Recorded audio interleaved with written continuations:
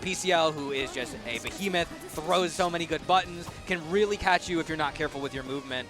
So it's a very tit-for-tat kind of movement game, where P.Ciel can still catch up, and it'll be on SeaBurn to try and avoid some of those bigger hits and not get caught out in the corner. Yeah, exactly. SeaBurn's going to really have to mind his movement because he has so many options to get away and kind of play keep away. But P.Ciel with those big buttons can catch him if he is too predictable. So we're going to have to see how Crystal can catch onto these rhythms from SeaBurn, track down those movement options, you know, overextend a little bit, where I know you're going to be here, but this is where I think you're going to end up at the end of things, and that's where I want to attack. Ooh, backed up and unfortunately didn't make enough space. Crystal's going to take advantage and run it to the corner. No meter. BC's through, trading that resource, and Crystal just patient, not running into those keys from SeaBurn. Oh my gosh. Oh my gosh, got the corner, but we didn't have the confidence to get the confirm. Yeah, that parabola air dash, a little tricky, leads to some weird scrambles like that. And working into that full confirm. That one's tricky. Very, very hard confirmed, but Crystal has them on lock, and the tick throw comes out. 2A throw. Another one. I'm getting strike throw by P.Ciel. Get me out. Throw bait now. Yeah, we saw tick throw, so hit, strike in the throw, immediate throw after the safe job, and then a throw bait from Crystal. Running down the option set, and Crystal 3 for 3 on those reads. Oh no, weird positioning from Crystal. SeaBurn going to take advantage with that JB cross-up. And we are going right to the corner. What is the Oki of choice here? We are going to do double jump. Took the corner, recognized it was there. Crystal not reacting in time with a button. Fantastic awareness of the real estate you're working with. SeaBurn sees that gap in the corner, and he's like, you know what? I'll use it. Using that key. So that's a very, very important piece of structure that we're seeing. When you're playing against CL, this is one of the things that players will be looking for, is we see the key throw on the ground, and she has a follow-up where she jumps up and throws a diagonal. After that, she can jump and has a lot of options. SeaBurn is doing a key immediately after the jump to catch an anti-air on that gap. Nice heat on the overhead attempt. Gotta be careful. Yep, yeah, no reshield. You don't want to risk a follow-up and getting last start. Great catch with the backdash OS, doing 2A, 2C. Great call out. SeaBurn going to stay alive. Very scary situation for Crystal. The blood heat was out, but chose to not worry about it. It was like, you're not going to shield this because you're too scared of me.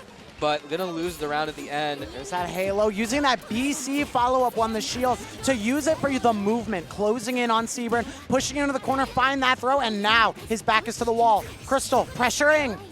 And this is bad for SeaBurn. No meter. Finally got the MD, but you're still holding it. Great maneuvering. Oh my god, the movement. Jumping out of the corner at just the right time. Holding Crystal down here, but a tech forward, and SeaBurn's not ready. All right, we have popped MD, but we are still in the corner. Tricky situation. 6-6C off the laser, keeping it going.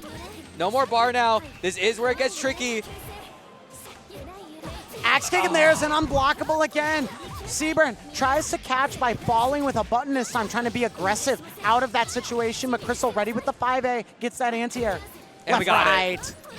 Left, right into the MD. That's a really good spending of the resource from Crystal. You do that meaty 2A to meaty them and force them to block, and then you have the Moondrive activation, which lets you see all. It freezes the screen, it lets you see all defensive mechanics. Heat, backdash, DP, any reversals, it lets you see it all. So use that resource to close out, get a checkmate scenario.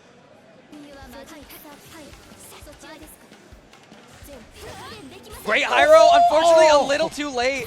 That's unfortunate. The landing on that is a little tricky to get with the high row, so you have to catch it kind of early, and you unfortunately lose the bar and go to the corner.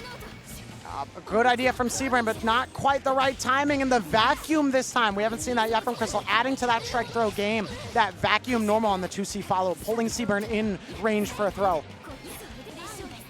right, both players 2B-seeing out. Oh, Crystal gets out, but finds herself back in the corner, but using that reversal, the DP.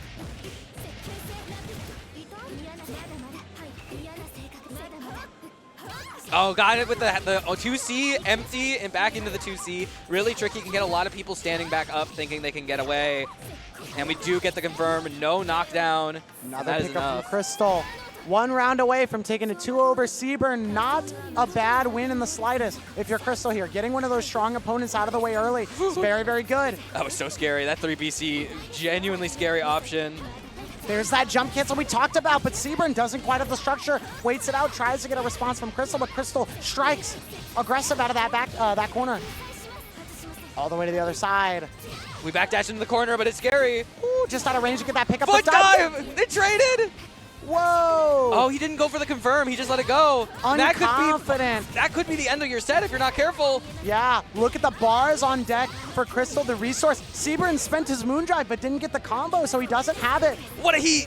What an off timing heat. Doesn't do it immediately, waits out an OS. Crystal is hard baiting and use that heat delayed, throw off the timing of Crystal. SeaBurn back in the fight, back hit. Not going to be enough because you used your meter. Going to have to work this into air throw. The Oki's a little weirder off of it.